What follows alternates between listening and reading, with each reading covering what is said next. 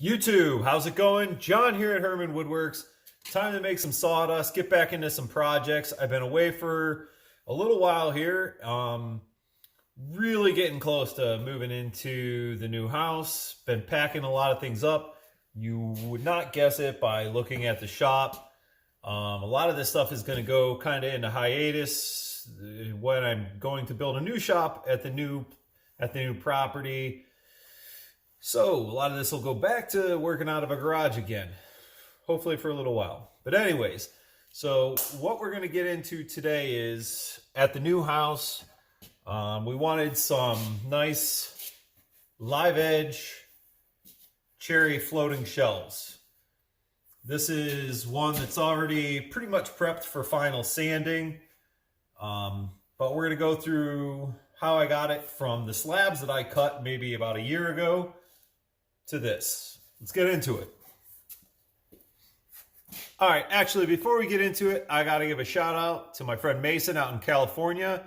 He runs Mason George Motorcycles. He hooked me up with this awesome zip up. If you guys are into anything, this is all his stuff on the back of the sweater. He sells these on his at his store, on his eBay store and that, but check it out if you guys are into anything, motorcycle, dirt bike, mechanic work, picking, all that. He does it all. Awesome page. All right, so the pieces that we're going to be getting it down to, like I said, this is one of the almost finished products I got. I got another one over on the bench over there, but let me step back. This is another one of the pieces. I need 3 of them. So this is the next candidate. It's going to be a little bit thinner. These pieces were about a little over 10 inches wide. They're 2.5 foot long. Like I said, we're going to be doing the 3 floating shelves. So what I need to go ahead and do is get this one prepped up and ready.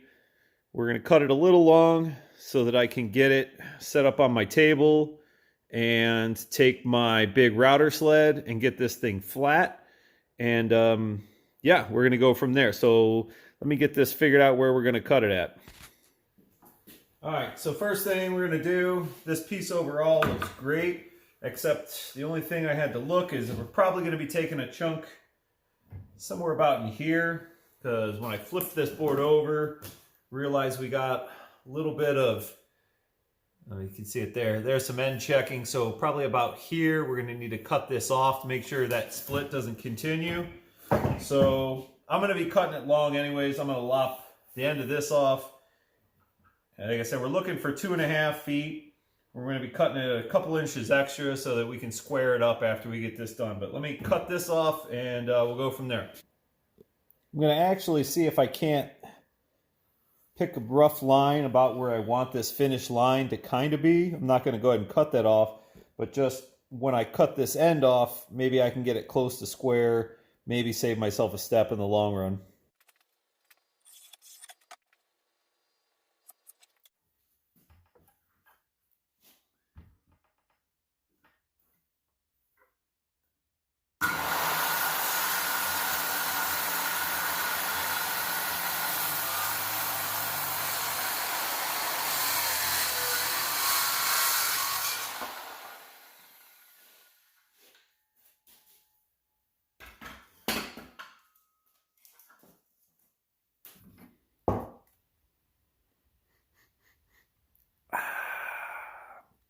Cutting cherry wood has to be one of the best. You guys let me know down in the comments maybe what your favorite is. I know when I was milling this stuff, had so much aroma to it. It was awesome. Way better if you guys have ever cut up some black walnut. Black walnut is one of the worst to me, or elm stuff. Not fresh. You guys let me know what you like. I mean, I haven't dealt with all this stuff out there, so I'm always new. Tell me what is good.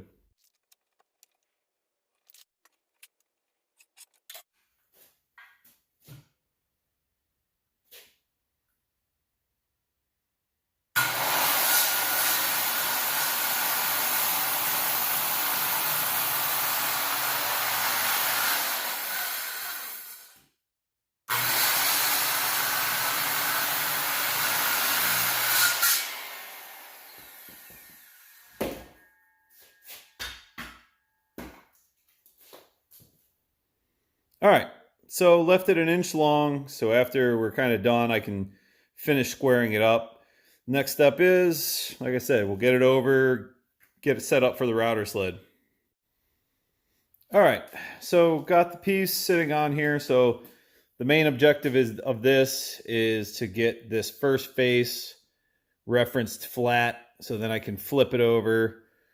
We'll take it over to the planer, get it planed down to the thickness I want. It's going to come down almost a whole, right now it's about a little over 2 inches. Knocking this down, getting it down to a final thickness of about 1 5/8 inches is the thickness I'm looking for on the shelving unit. So, like I said, I got these squared up, nice pieces of oak that I use that the router sled will kind of sit on. I have some of these rips from some shipping plywood that I get from a friend. And let's get the jig set up. Actually, real quick, before I throw the jig on top of there, if you guys start doing this with the flattening JIT router sled, this stuff is amazing. I found this on Amazon. Just this double-sided never curl rug tape. This stuff works awesome. When you're sitting your piece down, like right now, it seems, you know, real good on there, but all of a sudden when you come at it with about 1.5 inch flattening bit, it's going to want to start to shift. So this is actually, sometimes you got to shim your board in case it's got some wiggle, but in this case, this thing's actually already sitting pretty dead flat. The blade must have been nice and sharp when I milled this. All I'm going to do is flip this piece over. I'll show you real quick. It only takes a little bit of this tape. Stuff works awesome.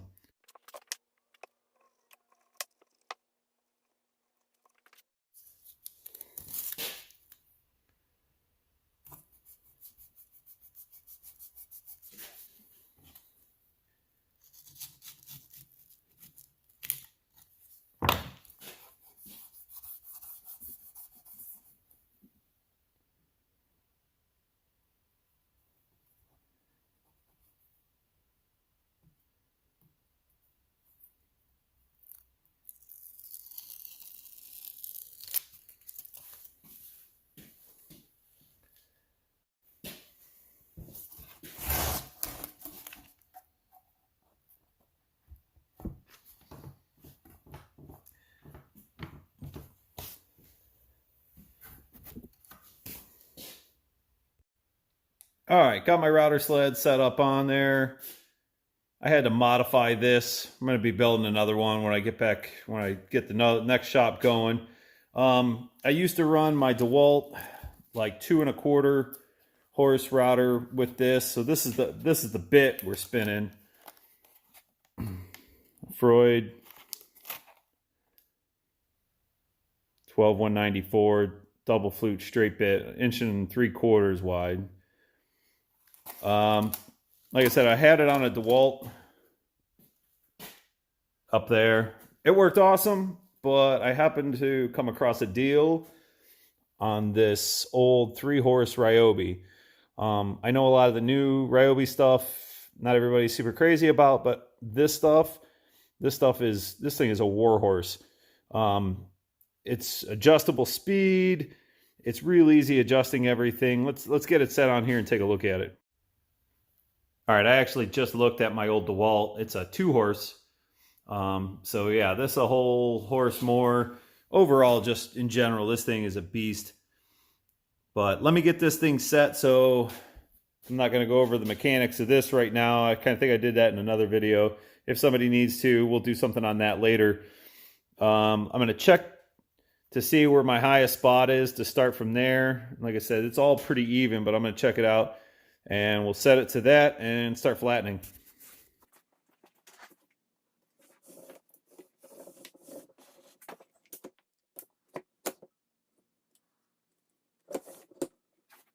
My friend Mason also hooked me up with some sweet used GoPro stuff. So we're going to try getting some new footage, some different points of view here. Yeah, let's get to it.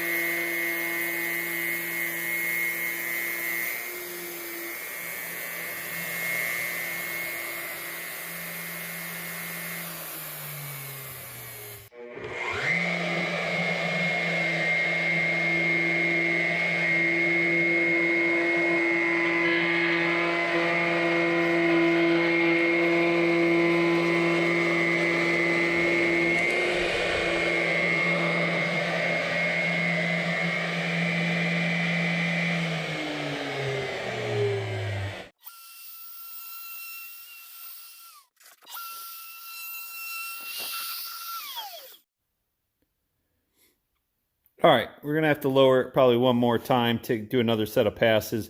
Realistically, when you're coming across this, the less you're taking off at a time, I try to keep it pretty much under about a 1/16 of an inch that I'm really taking off at a time.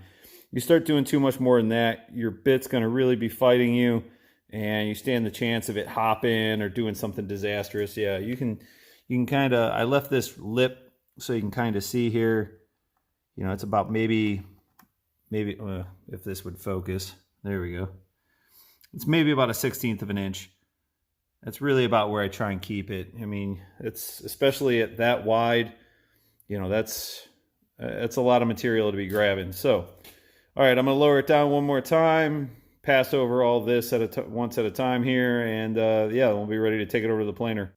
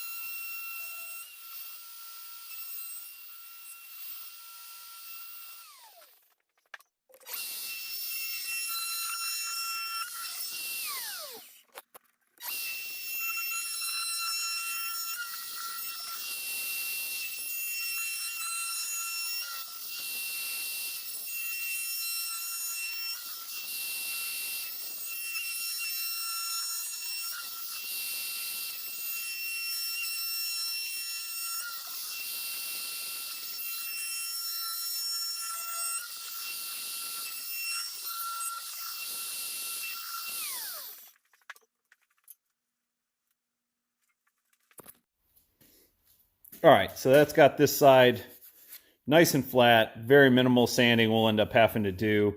That gives us a nice flat reference so that we can go ahead and flip it over, take it over to the planer, and get that prepped up.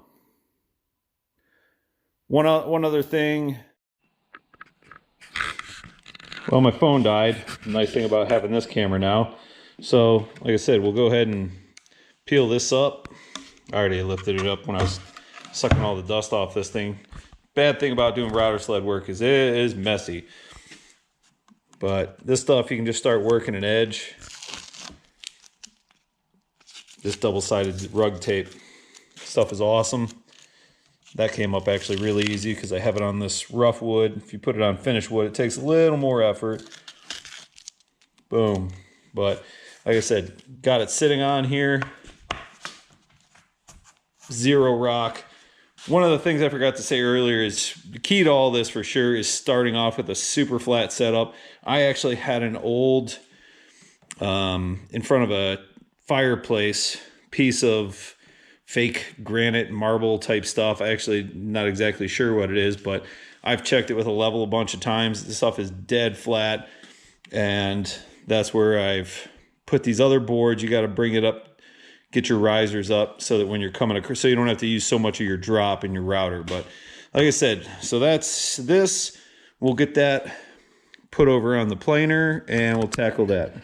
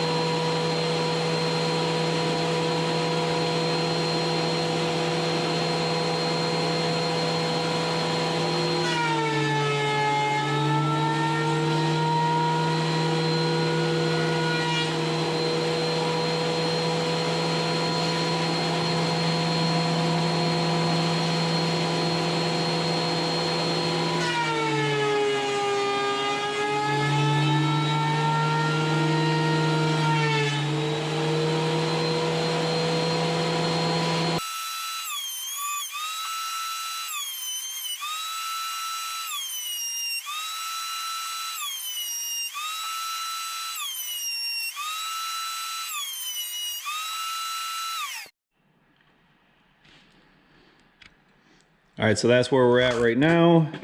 Still got to take it down a little bit. Just a little over 1 3/4 inches. Perfect. So I'll save you all the sawdust on that. I'm gonna get finished getting this knocked down the rest of the way, and we'll go from there. All right, now we got the board all set, gone through the planer, no rock, any of the sides here. This thing's ready to start getting cut to shape here. So now that we got it like this, before I actually go cutting off the edge, because I want to see exactly what I'm looking at here. Anytime you're doing any of this live edge stuff, like see, this really kind of narrows down. You're going to want to get this bark off, especially the outer bark, inner bark. You want to kind of get it down to this cambium layer, kind of what we got going on this shelf here. Some people even take that off, get it really brushed down. So that's what I'm going to go ahead and do. I have my mallet, and I have just a rounded off corner chisel that I'm just going to take that so it doesn't gouge the wood at all. So I'm just going to hammer that into this edge and peel this back and get it done.